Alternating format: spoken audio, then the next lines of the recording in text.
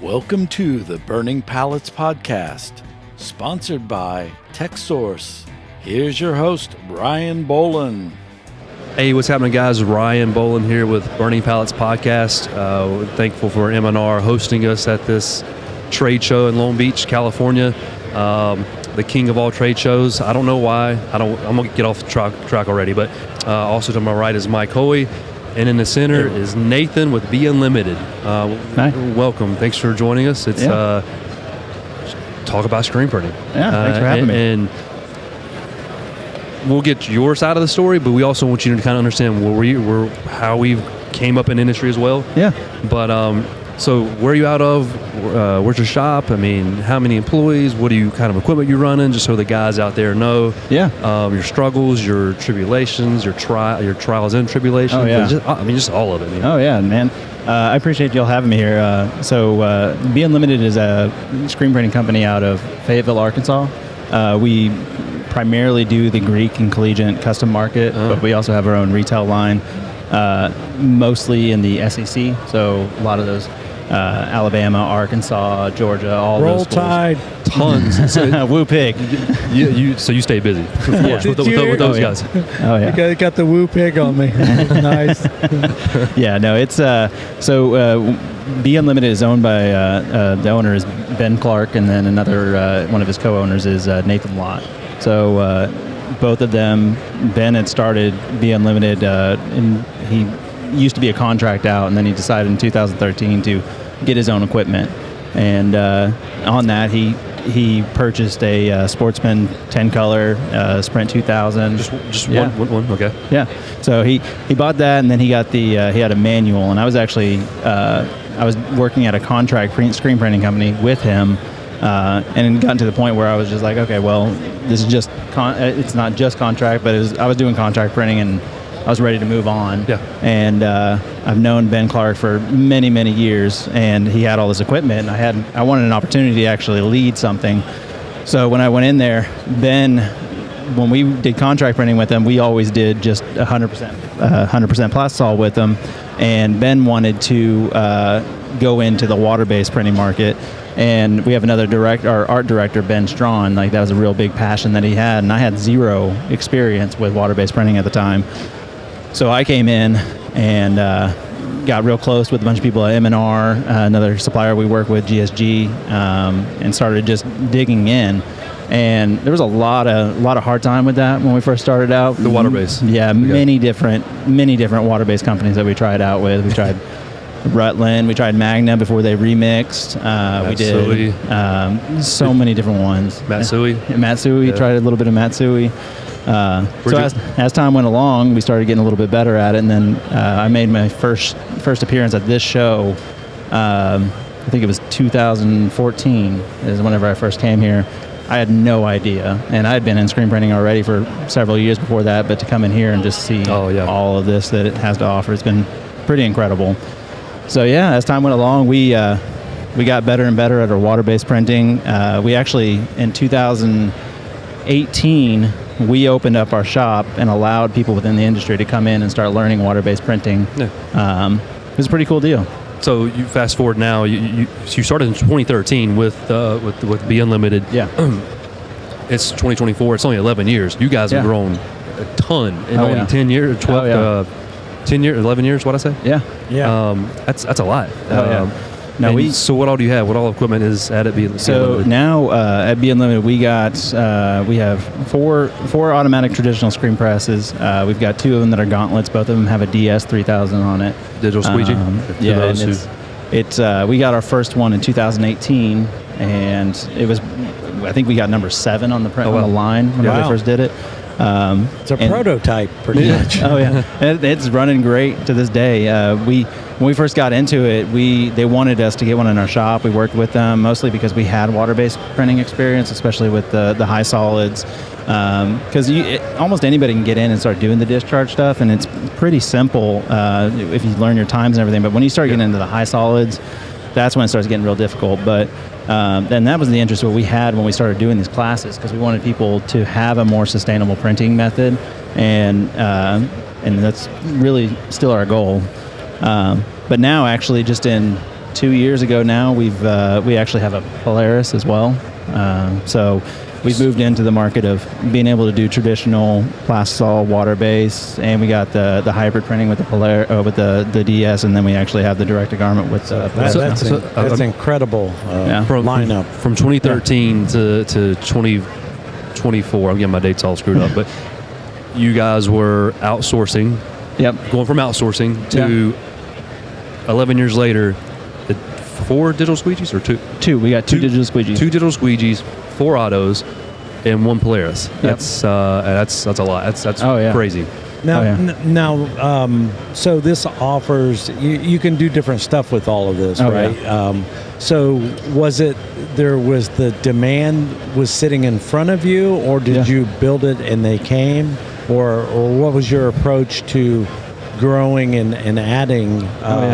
Did you have a print-on-demand model that you needed to fulfill? We tried for a little bit doing the print-on-demand, especially when the NIL licenses started getting up for all these athletes. Yeah. And we originally, when we first got the Polaris, were like, we can actually start doing that and meeting what our normal customers want. But what happened was we actually have, at any time, anywhere from 25 to about 32 artists on staff. So all of our stuff is custom, hand-drawn.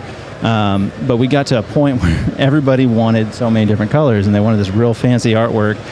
We had got to a point where we needed to get about 6 screens per minute through cycle whenever we had everything just on traditional.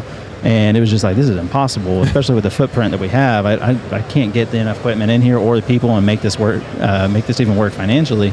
So that's when we first went and got the DS, and that helped us get it cut down to where we're doing 2 to 3 screens, even 1 screen sometimes if we go direct on a garment, and that helped. And then 1 year later, we're like, okay, we need to get another one in here so we can actually start cutting back on that screen usage as well.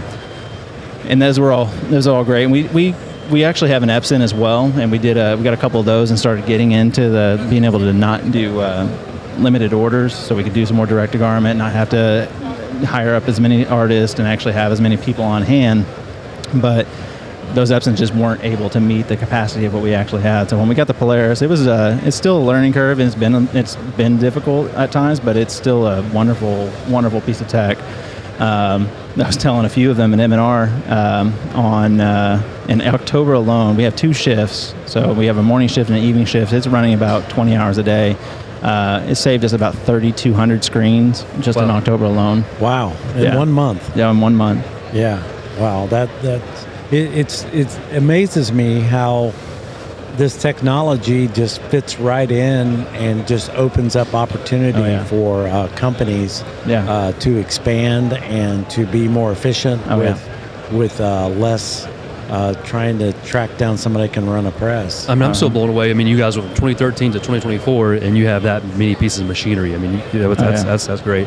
So, speaking of water base, I guess you still do I mean, you're doing a water base because of the digital squeegee. Employees, you said you're running 2 shifts. How many guys are working in with it? At one point, we actually had 6 traditional presses going on. That's when we started investing in the Polaris. Our evening shift is actually just run by 3 people. So we've got a manager, we've got the Polaris operator, and then we got our QC person at the end of the dryer. The thing that's different about the Polaris is, as soon as the person at the end of the dryer is more of an assistant, like they would be on a traditional press, because they're watching the prints, also getting the next prints ready for them. But when we started in 2013, Be Unlimited had, that was when we hit our first $1 million, was in 2013. And I think we had a total of 25 employees. Wow. That's from sales, art, and all the way back. And as I said just a little bit ago, we have anywhere from 25 to 32 artists nowadays. But in our busy season, when we're really going, we've probably got, in our headquarters alone, not including all our retail, we got about 85 to 100 people on staff.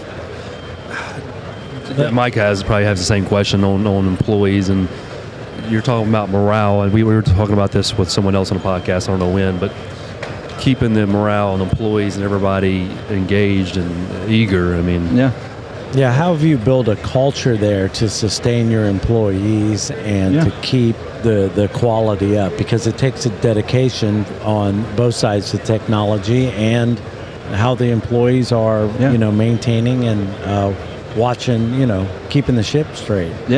Yeah, we've stumbled on sometimes, but our goal is always, all the way from the original owner, Ben Clark, was his goal has always been people.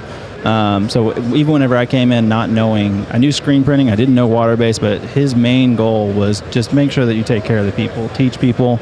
And honestly, my growth has simply been because I want to be somebody that can teach and I want to be taught. So everybody I've had underneath me has always been like, I can learn from anybody. I can hire somebody off the street tomorrow and teach them something. They may see something I've never seen, but giving them that respect as they come into the door. Yeah. And that's with each one of our departments. We have our sales team, our art team. That first goal we have is the people. Yeah. And that goes along the lines with the companies we work with, like M&R. We still work with Magna. We work with this company, Graphic Solutions, out of Texas as well. We determine who we're going to work with, who's going to work with us based on that relationship. So we've had to make some cut ties before because it goes counter to what our values are. Yeah. You have one person in there that can just kill the vibe with everything. Oh, yeah. You got to have a good group that just meshes well together. Yeah, that's a big thing. Yeah, no, we try to have these. We try to have some fun times like this. Just last, I think it was last June. At the beginning of June, we had a big float trip with our entire team. So we had everybody fly in from our retail locations. Yeah. I think we had 125 canoes out there all at once. Everybody just tied up, having a good time. Tied up and like as one big mass going down. It got crazy to the end because everybody would break up, and at the end, the last person got in 4 hours after the first person got in. Oh yeah. But everybody that's a lot because that's so many people. Yeah. Oh yeah. So a similar story about. I floated down when I lived in Georgia, the Chattahoochee River. There was this little sandbar we went off to the side, and the water's cold. I mean, I'm sure it's cold where you guys were. Someone was floating down this river, and he fell off his tube, and he was drowning. And my wife was like, "Go help him." I'm not helping him. He's going to take me under too. And then all these other people went out there and saved him. But that's a side story of floating down a river. I mean, way off topic. And so we made him a T-shirt that says, "I'm no superhero." But anyways, lifeguard on duty. But so those employee events, like that's keeping everybody involved and together. I mean, that's definitely helpful. Yeah. So I mean, like at Texsource, this is minuscule, but we have gingerbread housing contests. Like during the holidays, you do certain things like that. Pumpkin carving contest. It's just famous pumpkin carving contest. I mean, it's small, but I mean, it's just something that brings people together and have fun with and that sort of thing. But Halloween's a big one for us. We have every year we have our contest. We have a group contest and then the best costume, and it's always related to our name, the B Unlimited. So you gotta come up with something creative that starts with a B. And so then we have this big competition, and we actually do the pumpkin carving. The artists always win it. Oh yeah. Yeah. But it's a real fun place to work and people to be around, and that's what we want to do. So production manager, right? That's what you're saying. I'm the VP of production. I've got a couple of managers directly under me. And so Mike, sorry, we didn't even touch on our background. You have no clue about us. But Mike's background, I'll let you explain. I mean, you've been here for 100 years working in screen printing. Yeah, it seems like I'm all old and stuff now. He used to be in all production, and he wanted to get out of it. But go ahead. Yeah. So. You know, when you first printed a T-shirt and you're like, this is really cool, and you just got hooked. You can't get out of this industry. So that was high school for me, dreaming of having a shop. And so that led to just a career. I probably worked for 20 different screen printing companies over the years. As I got older, I stayed longer with ones and did 10 years R&D sampling at Adidas in Indianapolis. Yeah. Badger Sports did a year of, it was a sentence, 1 year long. I had Badger's better now when I was there. It was, going through some rocky times. Delta Apparel, Fayetteville, North Carolina. Vietnam, as we call it, in North Carolina. And then ran All-American T-shirt company. We were doing contract printings for brands like Southern Tide, which is a huge brand. So doing some contract and then custom stuff like the local screen printer was. But the whole time, I haven't been a gatekeeper, and I've done social media to teach people, especially about the art separation side. Very tough for people getting into this. You're not going to get screen printing separations from Canva. I will. I hate artwork. He stays away from it. So Texsource was one of our suppliers that we got. So I eyeballed them. I stalked them. I tried to make myself as cute as possible, and I asked them, like, why don't you hire me because I want to join. We have tons of videos showing people how to do stuff, right? Oh, yeah. And we try to grow the little shops. That's kind of what they're about. Yep. And I was like, I want to be part of this. So I've been there for a little over a year, and Ryan and those guys were doing videos, but now it's a whole lot more. Yeah, we got Adam, myself, and Ryan pretty much do all the videos. He's pretty much the guy in front of the camera. He comes in there, and then Adam and I chop it and social media. Nice. Which is why I keep harping on. So Texsource, we like to grow the customer from ground up, like he said. Yeah. Which is why I kept harping on you guys from 2013 to 2024. You guys are really good growing from outsourcing, which is how a lot of screen printers start. They outsource their prints, and they're like, "Hey, I'm outsourcing way too much. I can bring this in, save money, make more money." Yeah.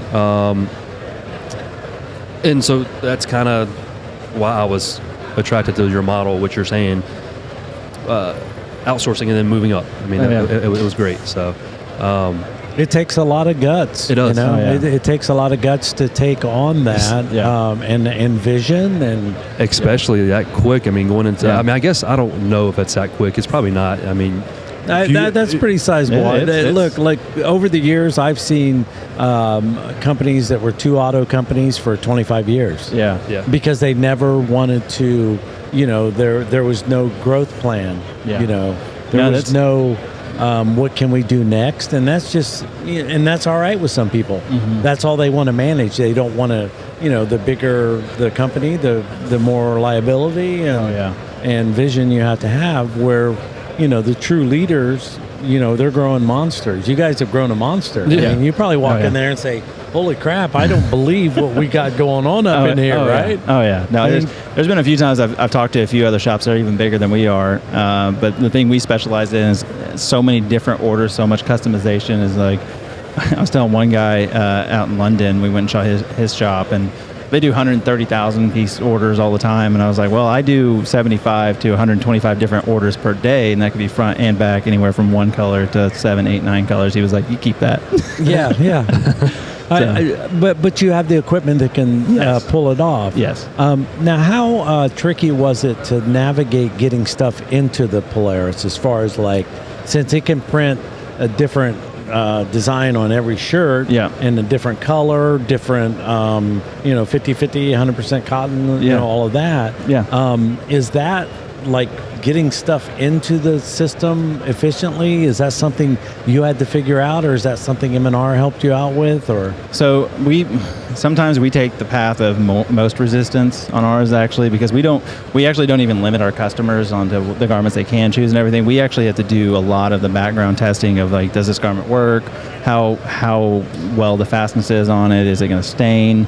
And once we figure that out, we put it into our system, and then it's just a common practice every single time that an order comes up. We always try to schedule the Polaris first, because that's the one that saves our art team the most. It saves my screen rooms, the ink. It keeps us from wasting as much, and it's a much smaller staff to run the Polaris. Again, it's just an operator, somebody at the end of the dryer, and then it's somebody managing the t-shirt. Amazing. So it's the difficult thing that we had to get past was as we started implementing different types of methods from water-based, and then we brought in the company I used to work for that was actually the contract printer for B Unlimited. We brought them in and merged them into our company, and they brought the plastisol side. So that was a big deal of me teaching people that only knew how to do water-based, because I was just hiring people with no experience at all, and then I would just teach them how I wanted them to print it. And then we brought in all this plastisol, so I had to teach them that. And then we got the DS, and then that was a step for about a year, 2 years. You guys are constant training with all these different. Oh yeah. How long did it take you to dial in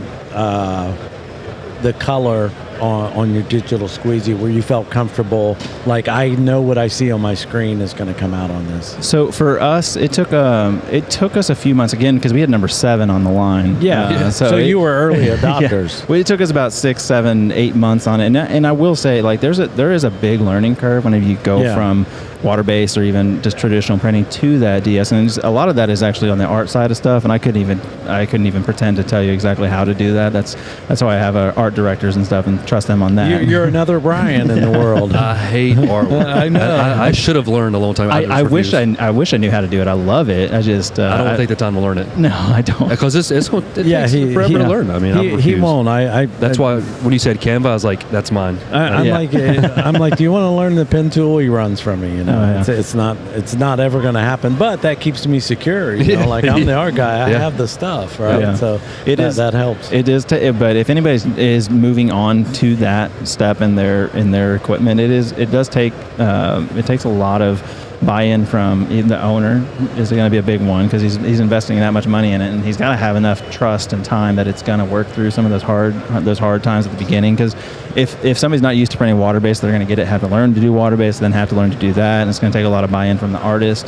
That was one of the things that we actually had an issue with at first, was like some of the fill and the way the art actually looked. Comparing a digital print and even a hybrid print to all the screen printing, when you have all the dots, you can see all the, like, you can just see everything. It looks like a screen print. And then going from that to really high photographic, realistic prints took a little while for our customers. Loved it, but it took a while for our artists to start accepting that too. Yeah, the customers sometimes don't know how bad something is. Yeah. You know, and so some companies get away with murder. Yeah. You know, what I liken it to is like a small shop for the first time that gets some spot color separation, and they print the NASCAR thing, and it's terrible. Oh yeah, compared to like what NASCAR would allow you to do. Oh yeah. But they're like, look, this is awesome because we're printing and it's made a photo. Oh yeah. And even the people that buy them, they're like, yeah, this is great.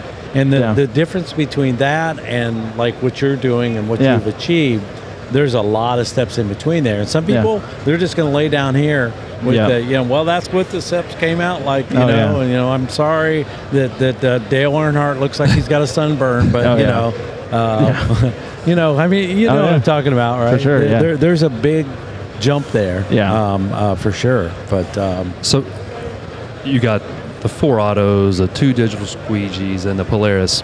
Why have you? Because you're M&R. Yeah.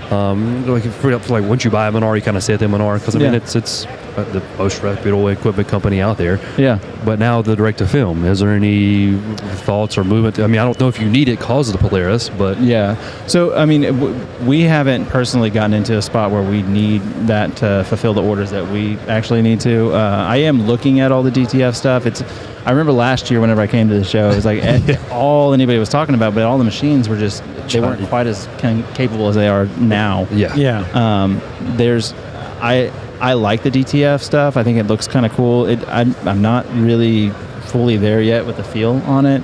And I think it's going to have its place and it'll continue to grow, but I hope that it's something that people continue to focus on getting better, not just easier, because I know that as the customer at the end point, they may not care as much about quality, but I do feel like that DTF stuff in the future can be a disruptor, and because people aren't going to care as much, but we need to be people that care about that quality and what we're actually putting out to the customer. So, but would you guys even need a direct to film if you have a Polaris? Is there? I mean, right now, I mean, you're still going to have the direct to film. We would probably use it on some of our polyester stuff.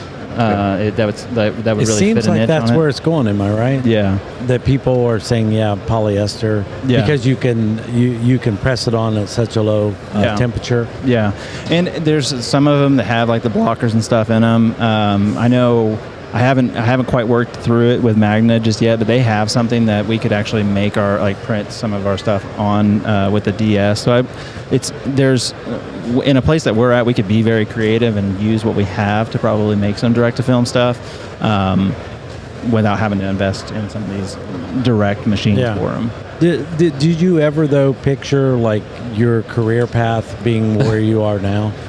No, not at all. I mean, honestly... Does it need any screen printer? It was so. I actually, when I first started, I started working in a screen room. My dad was a production manager at this company called Caruso out of Berryville. It's like the world's biggest Christian T-shirt printing company, and I've heard of screens. There's a few Christian screen printing companies in Arkansas. Yeah, so every summer I would just go in and do that, and I'd learn a new skill. And I enjoyed it, but honestly, I didn't think this was going to be the path for me, and it was just always a thing that I kept coming back to. And honestly, in 2013, I was about to quit and move on because I never actually went to college myself. I just been working through, and then whenever I connected with the Unlimited, with Ben Clark, and given the opportunity to actually learn and be trusted and actually implement systems and stuff, that's honestly, it's not the printing side of stuff that really drives me as much anymore. It's the teaching people and bringing people in and giving them opportunity. I'm with you right there. That is the best. That's true legacy. Yeah. Is because you can have all the possessions you want in the world, but when we leave this blue marble, it's the knowledge you pass down that's going to keep going. Because I had great mentors. I would seek mentors when I was young, and I don't know how I was smart enough to listen to the old guy. Yeah. But I'm like, the old guy knows his shit. Oh yeah. And now I'm the old guy. Kind of like, fuck, what happened to me? What happened? What happened to me? So, but it's a great place to be, man. So so you came here last year, like you said. I mean, direct to film's been around 2-3 years. Yeah. Everybody raced to bring it in. We all know it's from China. Yeah. None of them worked well, and everybody just jumped in super quick. But what M&R did, because this is all M&R, they took their time. Yeah. They didn't just jump straight into the DTF. They took their time. They waited a few years for some of the kinks to be knocked out. Yeah. And then they finally jumped on the train and built a nice, perfect machine with the right supplies, the right powders, inks, service support, which no one else can get anywhere else. Yeah. But you were talking about last year, it was all over. Yeah. M&R did right by. Yeah, because even M&R had one last year that they looked at, and it was fully developed and everything. I was like, that's really cool. And I was actually talking to my sales rep, and I was like, so where's that at? And he's like, we actually scrapped it. It's not good enough. And I was like, oh man, wow. that was you really fun. It was working here at the show. So. Yeah. So I mean, they did it the right way by letting the market try and see where it was going to go and take their time getting into DTF. Yeah. With the right machine. So yeah. Well, they know some people are in the M&R ecosystem, just like people are in the Apple Adobe ecosystem, right? Yeah. Once you're in the Apple system, like I am, I got an iPad, iMac, iWatch, Apple TV, I'm hooked because it all works together. Yeah. But I think Bieberstein, Zach from M&R, said it best in the Atlanta show, is that when people walk into a shop and they see the blue equipment, it gives them a feeling like this is the good stuff. Oh yeah. Right? And you're going to get service, and I think that's why M&R has been. Any place I went to, like if I walked in, and I'm not going to bash any brands, but but look, I've walked into places that had different colored machines than the blues. And there's some that are good, no doubt. But there's some that the color of them, you're like, yeah, I'm not working here. Oh yeah, I'm not because, but M&R, serious people buy serious equipment, and that's why I've just been a fan, of M&R. Well, they also got the right people in the right sections working and producing. Yeah, and we just became a dealer here a few months back of M&R. Yeah. Because Texsource has been growing and expanding our locations and branches and our reach. And like when these guys first started saying, I'm the last to know everything. I'm not going to lie. But when I heard the M&R thing, I was like, this is going to be a game changer. Oh yeah. And as much as like I can't believe the vice president of M&R is right behind this booth, manually printing T-shirts right now. Yeah. Peter Walsh. Yeah, Peter Walsh is an incredible man. God bless Peter Walsh. You can't control him. I know you can't. No, but I was trying to help him, and he was like, I couldn't understand him. He was so loud. Yeah. And he was talking a little low. I thought you meant it was his accent. No, you can understand it, but he just kept doing it. I was trying to help him get the press and going, whatever. But anyways, he's unstoppable. Our art director, when the first time I went out to Roselle was to check out the DS. He was there and he gave us the tour of it, and our art director was like, he's my spirit animal. He's charming as a person could be. I've known him since the NASDAR days. Yeah. And he's always been great. I mean, I think a lot of people probably don't know this about Peter, but Peter has been on the social media game before it was social media. I mean, literally 20 plus years ago, he would talk with me because I was that crazy too. 2, 3 in the morning, we'd be in a screen printing chat room. Yeah. Him and I talking back and forth about this business. Yeah. It was insane. And that's how I kind of got to know Peter. And then, you know, of course, you work at Adidas. These guys are, you know, the big ones are coming in all the time. Oh, yeah. For the different suppliers. But yeah, what a great guy in our industry, man. Mm-hmm. I'm so glad that, you know, we're in the M&R stuff. They had us set up this podcast. It's great. Speaking of podcasts, obviously the name is called Burning Pallets. Yep. How many of you burned up in your day? Oh, honestly, only one has caught on fire. Okay. Yeah. But So you, it was you, completely you smoked earlier, others, and Yeah. scorched some others. Oh, yeah. Was it an aluminum rubber top that Yeah. stunk? Yeah. And how did you get rid of that smell? How many years? Oh, it might still be there.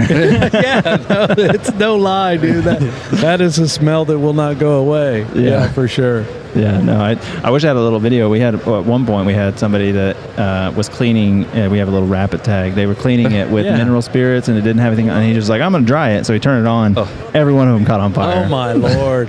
Oh, was he retained as an employee after that? No. Okay. He stayed for a little bit, but he's doing something else now. Actually, our sound guy, Adam, back here, he's the one that came up burning pallets. So that's Nice. we had it. It was just a flash. It came to me.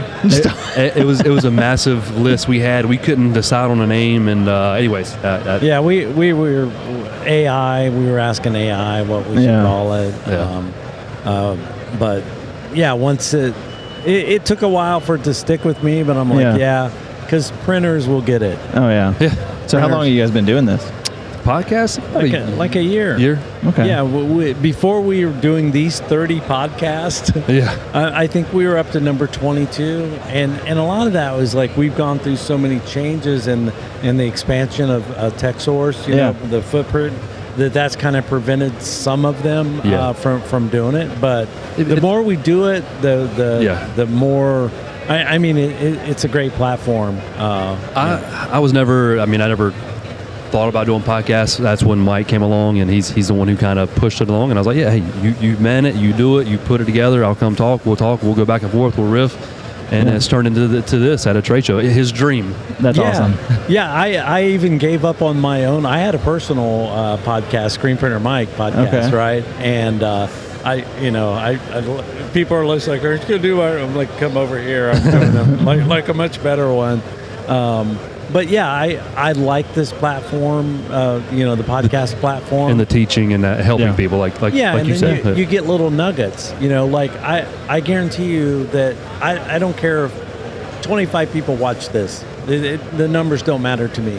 But there's going to be someone that's going to see you, see where you were, see where you are now, and that's going to be one of those little things that click to I can do this, that this is something that I can do, and that's what like I said, that's the foundation of our company. I think it's not official, but me and Adam tossed around like this. We started adding it to some of our social media, but grow with the pros. Oh, nice. That's the idea. Is we've helped grow companies by education, and then obviously we sell them stuff so we can make money and put food in our refrigerator. Again, I keep referencing, it's your story. We have tons of printers who come to us who are tired of outsourcing, and they come to we teach classes.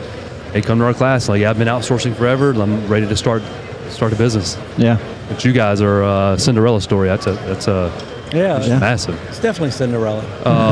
So you guys print for the colleges and those sororities and fraternities are big ones that we're working on. How do you reach all? You sell to all the Greek stores, I guess you do. So we our sales staff actually they're getting back this week, but we sent them all out. They're going to these colleges, meeting with these girls and guys, and sitting down and working out a plan with them for the whole semester. Greek stores or individual frats? Individual frat sororities. Yeah. So, side story. Back in college, I would screen print. for my beer money and all that Yeah. stuff. Oh, yeah. And I would have bar tabs at the 2 local college bars. Yeah. One of them's called Bad Dogs, and then Buffalo something, Boral Billy's. It don't matter. I'd print for them for their merch, and I'd have free bar tabs, and then I would print for all the sororities and fraternities. I knew I'd have Rush Week, Hell Week, Initiation. You'd print for all these different seasons, like 4 different times for each season. I'd have free entries to all these fraternities and sororities. Yeah. Because they don't just let random people in. Oh, no. And so, but I was not in a fraternity or sorority, but because I was screen printed T-shirts, I hit one fraternity and the word spread, and I printed for probably 4 or 5 others. Yeah. And I'd have free entries to these places. Yep. And all my buddies would come along, and we'd just have a good time. Oh, yeah. But speaking of that, and his liver since college has been on a journey to heal from the college days, as most of us went through. Something similar when we were first allowed into the world. But you had, I mean, Erie grows up in a supply business, since he was a kid, so he knew he had everything around him to do this side hustle. Oh, yeah. That was, college kids are poor, so having free tabs at a bar. I know, that's crazy. At a bar. And How then do you pull this off? But then being able to, the one bar didn't pay attention, so I would just get the free tabs, and I'd have all my buddies and whoever's with me. Yeah. Just line up a bunch of drinks, and then we'd have it. I guess I'd get more and more popular by, he's got a free tab, let's go with this guy. Yeah. But for sure. whatever. Printing for the Greeks, and you might got to go, but I was just curious about one thing. The colleges you print for. Yeah. Is it specific? What you were specifically talking about? So we're officially licensed with all these schools and the fraternities and sororities. So we work with, I can't even remember the number. Last I knew, it was like 170 different collegiate groups that we work with. And you stay most busy because of, you were talking about Alabama and Arkansas, who is always in the finals with everything. Yeah, so we have our own retail line as well. So our biggest stores are in Arkansas, Ole Miss, Oxford, Georgia. But yeah, we usually, when we have a national championship that comes up, especially with baseball, whenever I think it was both Ole Miss and Oxford, or Mississippi State and Ole Miss, each won in a year consecutive with each other. Those summers were very, very busy. As soon as that happened, press is ready to go. We're getting 10,000 shirts out. Yeah, the before old 2 o'clock. hot markets. And done that many times. Yeah. All right. I appreciate you coming on. It's a pleasure hearing about your story and everything else, and I'm glad Peter brought you over here, but thanks for joining us on the podcast and talking with us. Yeah, this is awesome. Yeah, reach out to us if you want to, it'll be published sometime in the future. We're going to have so much footage. I think it's number 10 a day, or 8 or 10 or something like that. 2 more days. 2 more days, probably 10, 15 per day. So we have a lot to post, but my voice. You'll be on there eventually. Yeah, I'll be hoarse by Sunday. Yeah, Nathan, appreciate it. Awesome. Thank you very much. Thanks. Yeah, nice meeting you, man. Nice to meet you too.